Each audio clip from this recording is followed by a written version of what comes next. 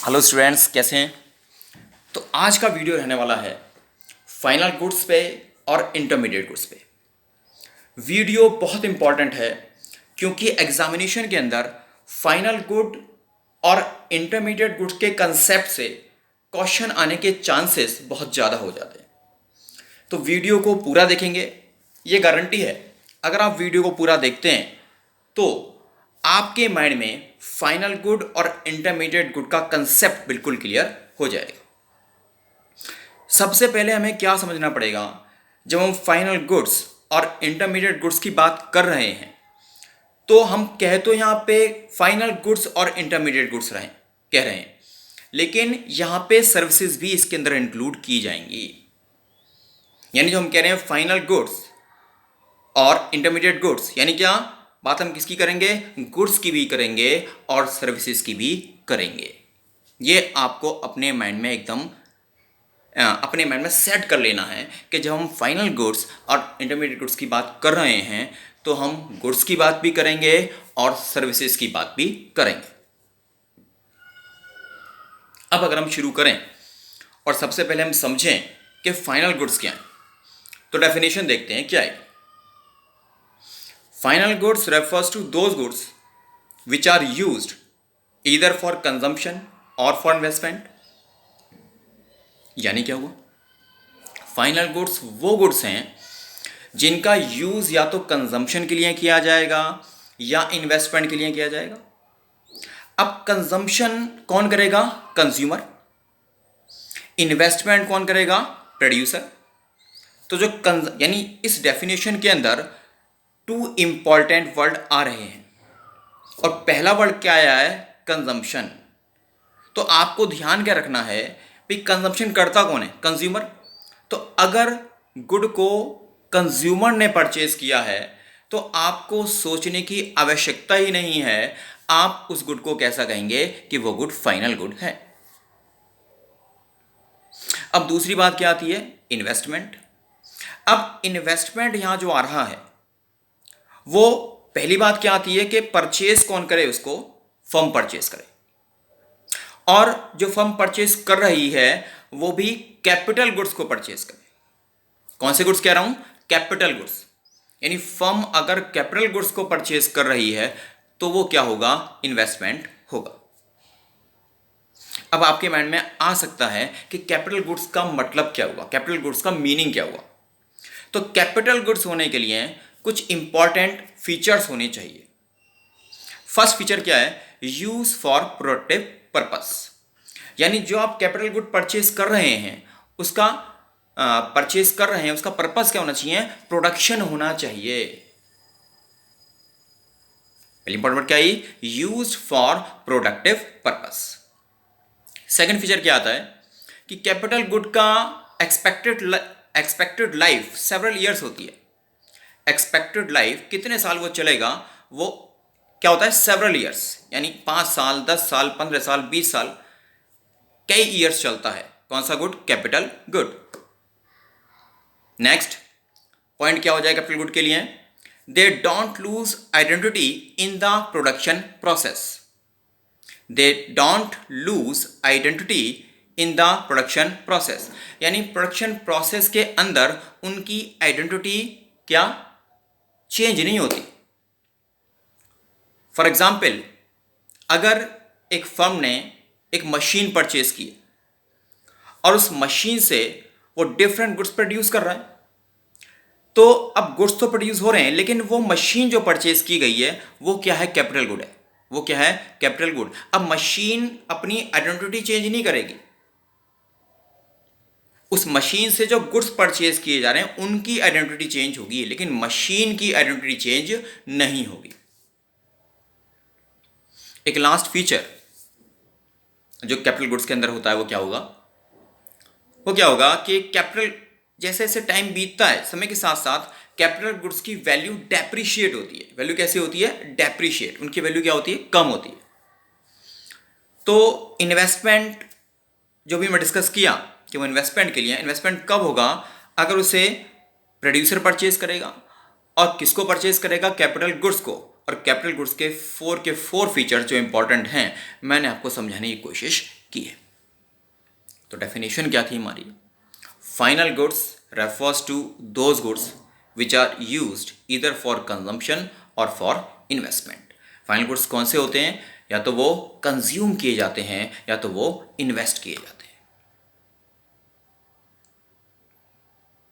अब एक बात इंपॉर्टेंट है जो आपको समझनी है और आपको याद रखनी है कि फाइनल गुड्स कभी भी रीसेल नहीं किए जाते। फाइनल गुड्स कभी भी रीसेल नहीं किए जाते और ना ही फाइनल गुड्स का प्रोडक्शन प्रोसेस में ट्रांसफॉर्मेशन होता है, यानी वो बदलते नहीं हैं। जो भी मैंने आपको बात बताई थी कि उनकी आइडेंटिटी चेंज नहीं होती। क्या इंपॉर्टेंट बात है फाइनल गुड्स के बारे में? पहली बात क्या इंपॉर्टेंट आई, कभी भी रीसेल नहीं किए जाते हैं फाइनल गुड्स।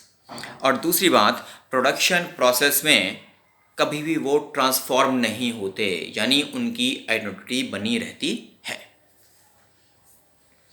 अब हम समझने की कोशिश करेंगे इंटरमीडिएट गुड्स को। तो इंटरमीडिएट गुड्स कौन से होंगे? Intermediate goods refers to those goods which are used either for resale और for further production in the same year. तो इस डेफिनेशन के अंदर 3 इंपॉर्टेंट कीवर्ड्स आ रहे हैं। पहला क्या आया? रीसेल। यानी अगर किसी गुड को हम रीसेल के लिए परचेज कर रहे हैं तो वो गुड कैसा होगा? Intermediate good. जैसे एक ट्रेडर होलसेल दिल्ली मार्केट से शेयर्स परचेज करके लेके आता है और गाजियाबाद में लाके उन्हें सेल कर रहा है, तो यहां पर एक गुड कैसा हो गया? इंटरमीडिएट गुड, बिकॉज उसका मोटो क्या रहा है? रीसेल करना। सेकेंड इंपॉर्टेंट कीवर्ड यहां पे क्या आ रहा है? For further production. For further production यानी क्या हो गया? शुगर परचेज की गई, किसके लिए परचेज की गई? स्वीट्स बनाने के लिए। तो शुगर परचेज किसने की है? एक स्वीट्स शॉप ने परचेज की है, एक रेस्टोरेंट ने परचेज की। अब यहां पे उसका मोटो क्या है कि वो शुगर परचेज करके स्वीट्स बनाना चाहता है। तो क्या आया? For further production. For further production, right. तो फर्स्ट कीवर्ड क्या था? रीसेल। सेकंड कीवर्ड क्या आया? For further production. और लास्ट कीवर्ड क्या है? इन the same year. In the same year. अब इन द सेम ईयर से हमारा मतलब क्या है, इसको बड़ा ध्यान से समझने की कोशिश करेंगे। अब देखिए, जो रेस्टोरेंट है, मान लेते हैं 2019 के फाइनेंशियल ईयर में उसने 50,000 शुगर परचेज की। 2019 फाइनेंशियल ईयर के अंदर उसने 50,000 शुगर परचेज की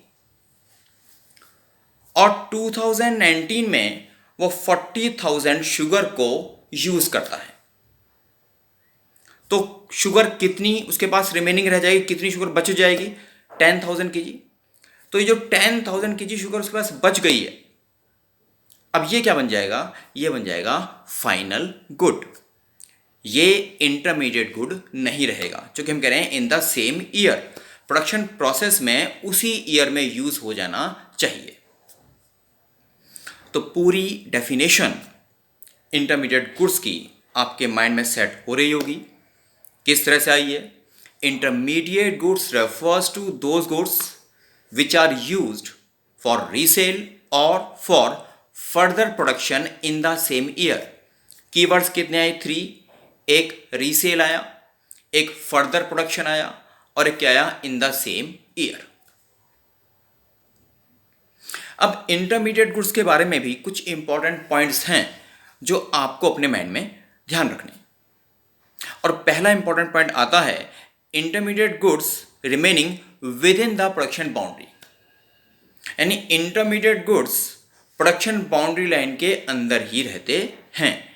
अब इसका मतलब क्या आ रहा है? सिंपल आ रहा है एकदम। यानी इंटरमीडिएट गुड्स वो गुड्स हैं जो एक प्रोडक्शन यूनिट से दूसरी प्रोडक्शन यूनिट परचेज करता है, यानी वन फर्म से सेकंड फर्म परचेज कर रही है। अगर वन फर्म से सेकंड फर्म परचेज कर रही है तो गुड्स कैसे होंगे? Intermediate goods.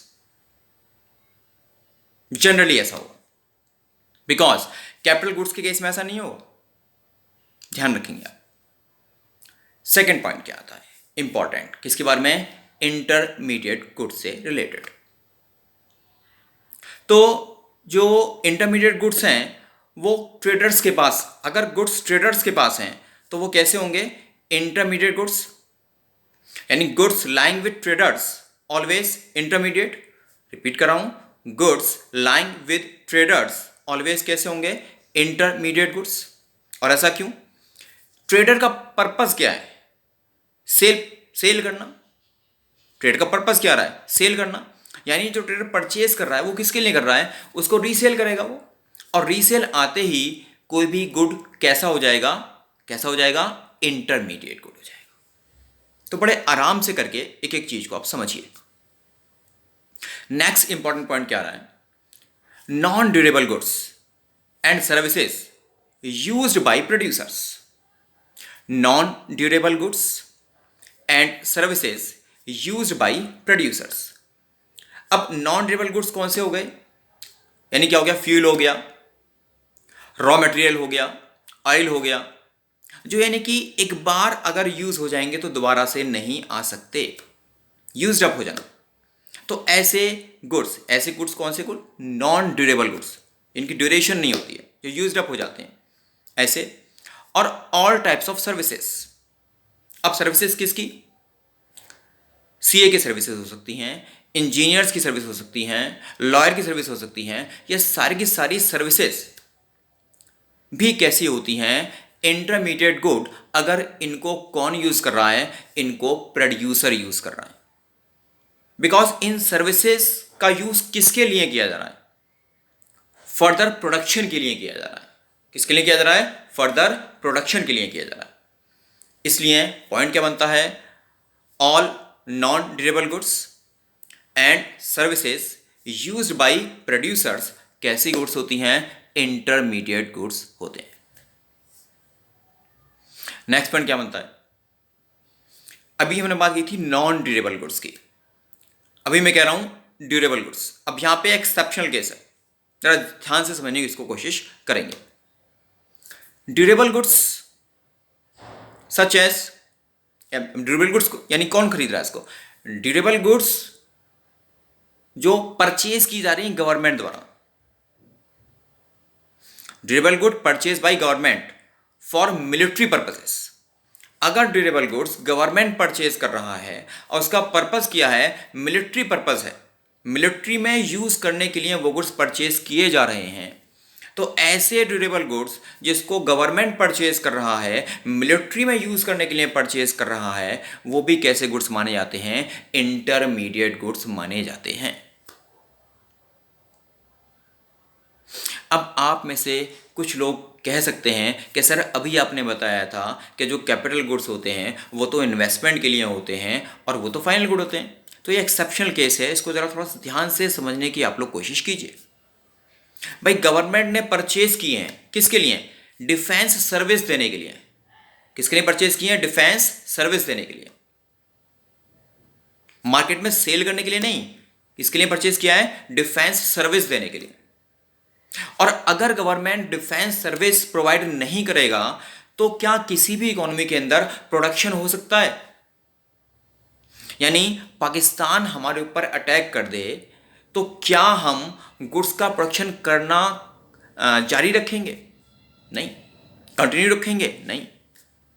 तो फर्दर प्रोडक्शन में किसका इंपॉर्टेंट रोल होता है? डिफेंस सर्विसेज का।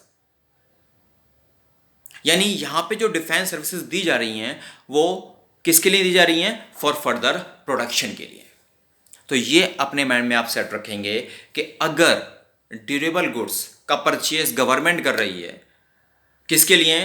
फॉर मिलिट्री पर्पस के लिए कर रही है, तो ऐसे गुड्स को हम लोग क्या मानते हैं? Intermediate goods. नेक्स्ट इंपॉर्टेंट बात क्या रही है? The value of intermediate goods merged with the value of final good. यानी इंटरमीडिएट गुड की वैल्यू फाइनल गुड के अंदर मर्ज रहती है। फॉर एग्जाम्पल, एक मिलर ने वीट परचेज किया 700 रुपीज का और उस वीट को कन्वर्ट कर दिया फ्लोर में वर्थ ₹1000। यानी 700 रुपीज का उसने वीट परचेज किया है मिलर ने, और उससे 1000 रुपीज का फ्लोर उसने क्या किया है, प्रोड्यूस किया है। तो जरा ध्यान से समझिए आप, जब उसने उस फ्लोर का प्राइस 1000 रुपीज सेट किया है, रखा है, तो उस 1000 रुपीज के अंदर 700 की वैल्यू भी ऑलरेडी ऐड है। तो इसीलिए हम क्या कहते हैं, क्या value of intermediate goods merge with the value of final goods, यानी इंटरमीडिएट गुड्स की वैल्यू फाइनल गुड्स में इंक्लूड रहती है। और इसीलिए बड़ा इंपॉर्टेंट पॉइंट बता रहा हूं आपको, इसीलिए इंटरमीडिएट गुड्स को ना तो डोमेस्टिक इनकम में इंक्लूड करते हैं और ना ही नेशनल इनकम में इंक्लूड करते हैं, क्योंकि जब उनकी वैल्यू फाइनल गुड्स में पहले से ही इंक्लूड है, तब क्या होगा, अगर हम उनको ऐड कर लेते हैं तो डबल काउंटिंग हो जाएगी। क्या हो जाएगी? Double counting. और लास्ट पॉइंट जो इंटरमीडिएट गुड्स के लिए इंपॉर्टेंट है वो क्या है, goods used up in the same year are intermediate goods. ये मैंने पहले भी डिस्कस किया था, लेकिन रिपीट कर रहा हूं एक बार। Goods used up in the same year are intermediate goods. जो गुड्स सेम ईयर में यूज्ड अप हो जाती हैं वही इंटरमीडिएट गुड्स होती हैं। जो रिमेनिंग बची रहती हैं, बच जाती हैं, वो इंटरमीडिएट गुड्स नहीं रहती, बल्कि क्या बन जाती हैं? Final goods. तो बड़े आराम से हमने इंटरमीडिएट गुड्स और फाइनल गुड्स को समझने की कोशिश की है। लास्ट में अगर हम देखें तो इसका एक डिफरेंस हम बना सकते हैं। अब फर्स्ट डिफरेंस का बेस क्या आना चाहिए, मीनिंग, जो हमने पहले डिस्कस कर लिया है। फाइनल गुड्स क्या कौन से होते हैं? तो final goods refers to those goods which are used either for consumption और फॉर इन्वेस्टमेंट। इधर क्या आएगा? Intermediate goods refers to those goods which are use for resale और for further production in the same year. अब second base देखें अगर तो बनता है किसका? नेचर का। अब फाइनल गुड की नेचर कैसी होती है? Include domestic income and national income, यानी फाइनल गुड्स डोमेस्टिक इनकम में भी इंक्लूड होते हैं और नेशनल इनकम में भी इंक्लूड होते हैं। बट अगर हम बात करें इंटरमीडिएट गुड्स की, तो ना ही वो फाइनल गुड्स, ना ही वो डोमेस्टिक इनकम में इंक्लूड होंगे और ना ही वो नेशनल इनकम में इंक्लूड होंगे। थर्ड बेस आता है हमारा, किसका आता है? Value addition. तो जो फाइनल गुड्स हैं उनके अंदर कोई वैल्यू ऐड नहीं होती। No value has to be added in final goods. कोई वैल्यू ऐड नहीं होती। अगर हम किसकी बात करें? इंटरमीडिएट गुड्स की बात करें, some value has to be added in intermediate goods. कुछ वैल्यू ऐड होती है किसमें? कुछ ना कुछ वैल्यू जरूर ऐड होती है किसके अंदर? इंटरमीडिएट गुड्स के अंदर। नेक्स्ट बेस क्या बनता है? Production boundary. अगर हम बात करें फाइनल गुड की, तो वो प्रोडक्शन बाउंड्री को क्रॉस कर चुके होते हैं। अगर हम बात करें इंटरमीडिएट गुड की, तो वो with in production boundary line होते हैं। और लास्ट हम बेस ले सकते हैं यहां पे एग्जाम्पल का। अब जब एग्जाम्पल की हम बात कर रहे हैं तो एक बात आपको ध्यान रखनी है, जब भी आपको यह डिसाइड करना हो कि कोई गुड फाइनल है या इंटरमीडिएट है, तो इसको माइंड में सेट रखिए अपने कि प्रोडक्ट के बेस पे आप इसको नहीं बता सकते, क्योंकि सेम प्रोडक्ट फाइनल भी हो सकता है और इंटरमीडिएट भी हो सकता है। अगर आपको यह डिसीजन लेना है कि यह फाइनल है या इंटरमीडिएट, तो आपको उसका एंड यूज देखना है। उसका एंड यूज अगर कंजम्पशन है या इन्वेस्टमेंट है, तो वो क्या होगा? Final good. उसका एंड यूज रीसेल है for further production in the same year है, तो वो क्या होगा? Intermediate. For example, milk house hold ने परचेज किया, मोटो क्या है? कंजम्पशन। कैसा हो गया फाइनल? मिल्क एक रेस्टोरेंट ने परचेज किया स्वीट्स बनाने के लिए, तो पर्पस क्या है? फॉर फर्दर प्रोडक्शन, तो कैसा हो गया? इंटरमीडिएट। मिल्क परचेज किया एक डेयरी शॉप ने, किसके लिए? रीसेल, तो गुड कैसा हो गया? इंटरमीडिएट। यानी एक ही एग्जाम्पल लिया हमने, एक ही गुड का एग्जाम्पल लिया मिल्क का, लेकिन वही मिल्क फाइनल भी है और इंटरमीडिएट भी है। तो आज की वीडियो में हमने फाइनल गुड्स और इंटरमीडिएट गुड्स को बहुत अच्छे से स्टडी करने का कोशिश किया है। वीडियो को देखने के लिए, हमारे साथ बने रहने के लिए थैंक यू। विकी शर्मा को, डीडी सर को गुड बाय।